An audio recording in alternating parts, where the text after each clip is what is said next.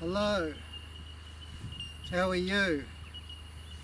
This is Neil Valentine speaking for Live Like Christ Ministry and Behold Your God Ministry. Today we're going to talk about agriculture again, and as you see I've been raking up some grass here, and this is good exercise. It makes your muscles strong and you have to breathe deep to rake it up.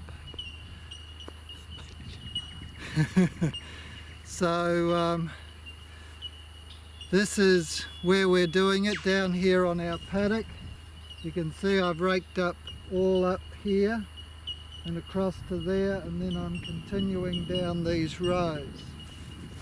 So we used the tractor to cut the grass, and now we are going to use the grass to mulch around some trees to suppress weeds, to hold in moisture and to provide some nutrients. So this is the plan. You can get machinery which will do this too, which will do all this gathering for you, but we don't have the means to buy the machine, so we're doing it by hand, or I'm doing it by hand. I'm the only one who's been doing it. So I've done a fair bit just in the last hour. Takes me about an hour to fill the trailer, depending on how much grass there is on the ground. So the grass is thick just in here, but up the top there it wasn't very thick. So I'm just going to finish this and we'll talk about some other things.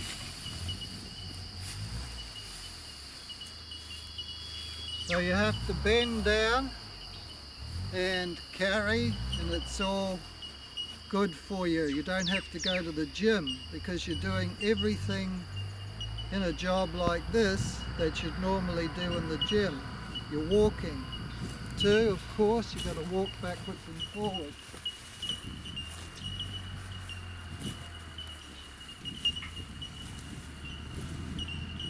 So I don't shift the truck very often. I do a lot of walking, and I just carry it like that because it's easier than shifting the truck all the time. We have an old truck.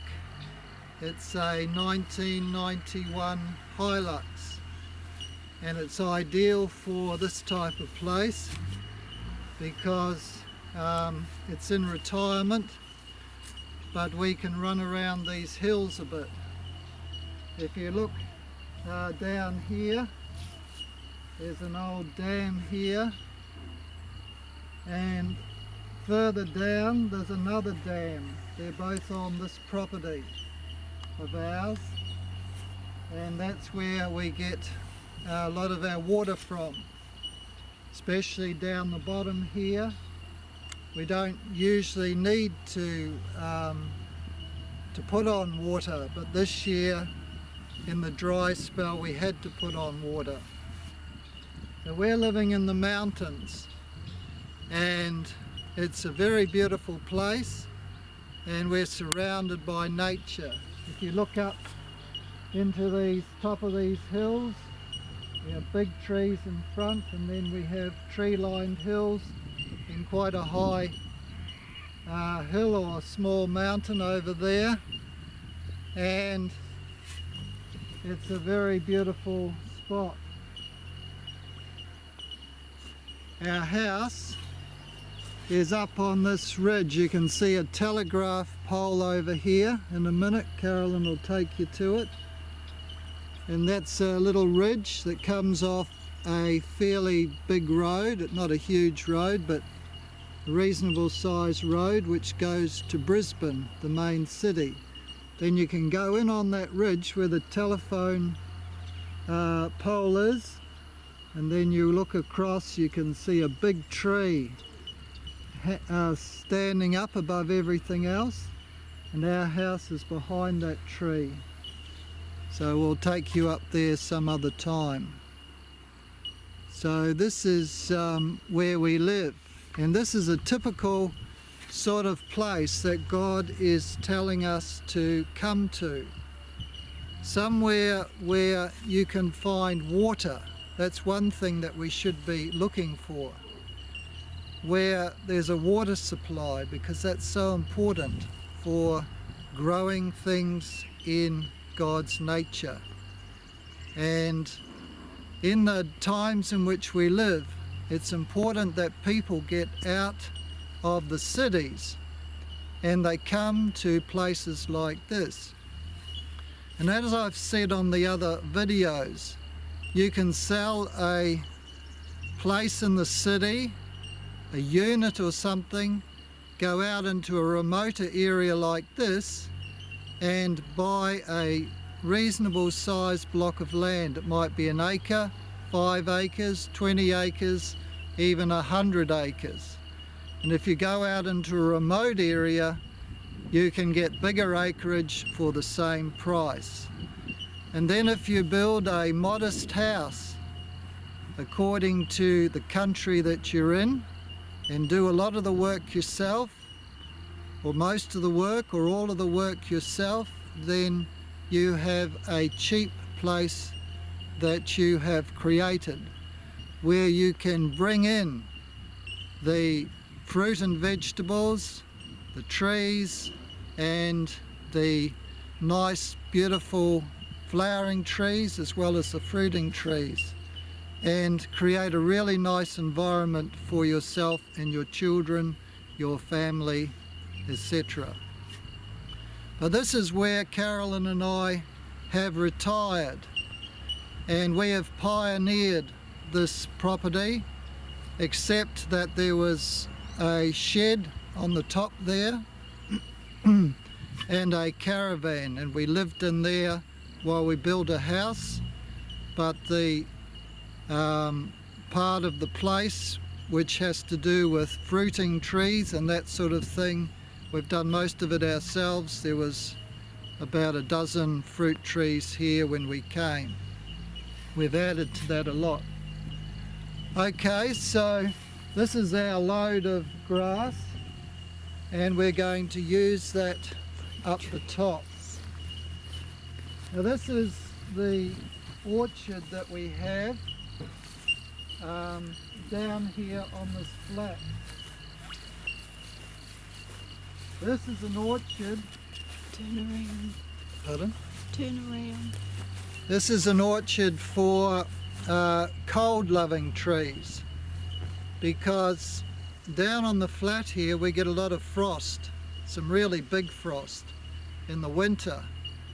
And we've got our more tropical and subtropical trees up the top.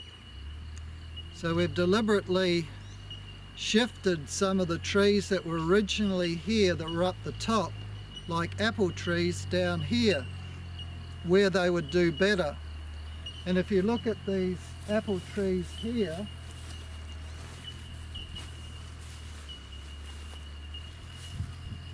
these are apple trees that I shifted from the top about 18 months ago, and they were about this size when I shifted them. And I dug around the outside circumference, and then I used the tractor to pull on them and tried to get as much root as I could and put them in the ground when it was raining, and we got three out of 4 survived. There's one missing there that I lost. Then I planted another one over there, which was an apricot too, which was also a big tree as well, which we transplanted. So these are due for a prune now, and I will prune them soon. But I'll show you some other things first. Let's go over here.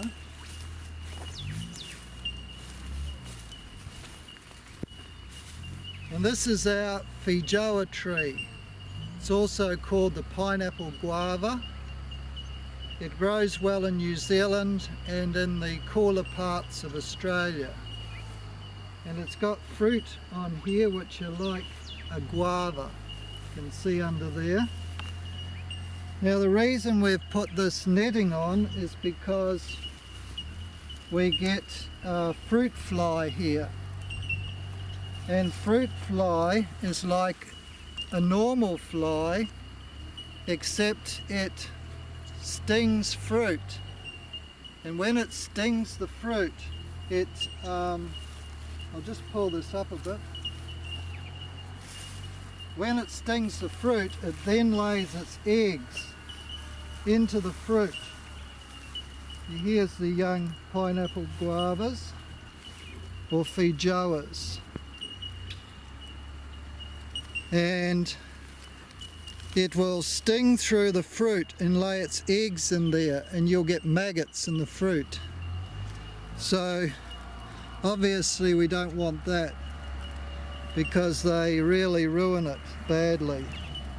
And we have a lot of these flies here in Australia, in this part, in the warmer parts. I'm just going to cover this again. So we've put this, we've spent a lot of money really to buy this type of netting, but it's a very fine weave and it's quite strong. It will last, they say, about 5 years, so we hope so, and we'll reuse it again and again. So while the fruit is growing, we have this net over the top to stop the fruit flies from getting in there. Okay, I'll show you some more trees in this orchard while we're down here. And here's a nashi fruit. It's also ready for a prune too, but that's related to the pear and the apple. So basically a cross, I believe. It's more like a pear than an apple. It has no fruit on it at the moment, but it's grown from about that big to this big this year. Now we've got some unique aspects to this part of our property, which I'll tell you about a bit later. But I'll show you some more fruit here. This is a black walnut. Black walnut is used in as a medicine by herbalists and natural therapists. The black walnut has special properties which are good for your health. I can't remember what they are exactly at the moment. I'd have to look it up again. Here we have an apple tree. There's a pink lady. It likes a lot of cold. So this is an experiment down here, because we're in the warmer temperate area, sort of subtropical to temperate. Now what these are here is, I've taken it off now, but we pull the branches down with a brick.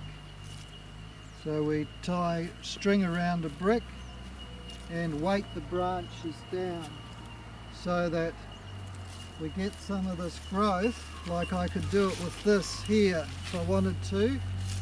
I could layer it like that, hold it like that for maybe 4 months, 5 months, and then you would get that kind of shape. When you took it off, it would come back to about here probably, but it gets into that type of shape. The reason that we do that is because of height. We want to keep our fruit where we can get these nets over the top without too much trouble. So we want them to have that sort of curve. And we're talking about God here too, so God wants our characters to be a certain way, and so He trains us in a certain way too, and just as we train this tree to be easy to pick. So God trains us in various ways too. So that is a thought that we bring in here. So here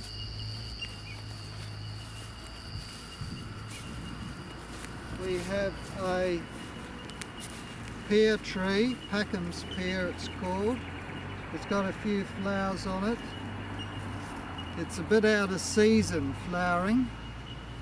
It likes a lot of cold, and it's a bit confused because it's a cold loving one, and it's in a hotter climate than what it normally likes to be in. But we did get some flowers at the right time too. But the tree was only this small, so the flowers fell off. But I see this one's setting almost for sure.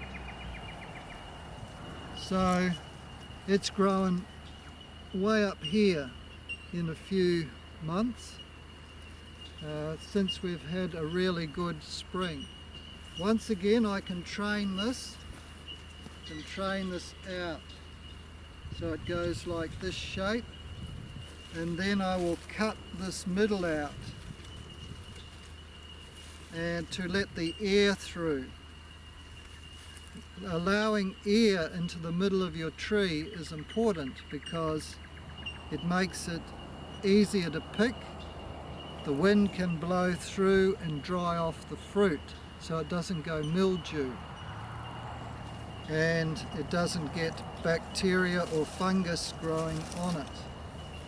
So that's what we've done with that. This is a low-pot tree. Say again. A low-cot tree, and that has an orange fruit about that big, and very good too, very nice fruit.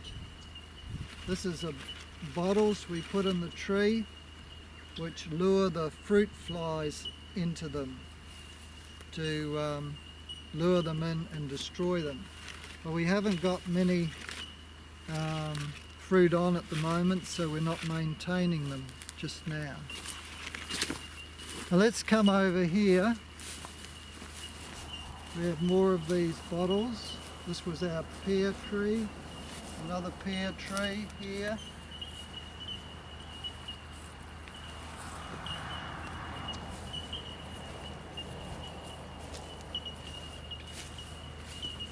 I mean plum trees. Okay. Plum trees, not pear trees, sorry. This is a pear tree, and I just pruned this a couple of days ago. You can still see what I've taken off on the ground. And this is one that I created a archway with, and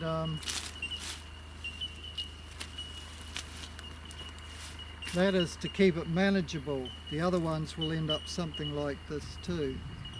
So I can throw a net over the top of that and be able to reach the fruit without having to climb everywhere for it. So that's what I've done there. Here we have a few fruit that have set, and when I pulled this tree downwards, this branch snapped. But you see that it has healed itself, and it's still a good branch. So I'm just going to leave that like that. And that's what runs through God's nature everywhere. Everywhere in God's nature, God is a healer, and He heals things that go wrong in our lives. And so some of us are like this branch. Things happen to us and we get ruined, it seems. But then God's healing power comes in and He repairs the damage. So that this branch is actually growing as well. It's even got a fruit on it, as the other branches. And that's what God can do in our lives too. We may have got off to a bad start.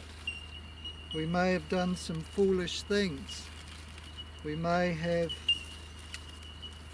grieved God's Spirit. But when we're willing, God can repair damage and He can make us fruitful like this branch. There's many lessons in nature when we look for them here. Now this tree here is a hugely vigorous tree, and you can look on the ground, you can see how much I've cut off, and it's only about 3 or 4 days since I've cut that. It has a few fruits on, and I have to contain it because it just goes up and up and up and up and up, and there's no way you can get to the top of that tree to pick the fruit or to get a net over it, because if we don't get a net over everything, then these fruit flies get in. Otherwise we've got to put a net or a covering on every single fruit. That's all right if there's 20 fruit, but if there's 100, 200 fruit on there, then you don't want to be doing every one individually. So we do all this work ourselves. I do all the work in the orchards by myself. Carolyn helps me occasionally. So this is another pear tree. We've got nectarines and plums. We've got an apricot tree here.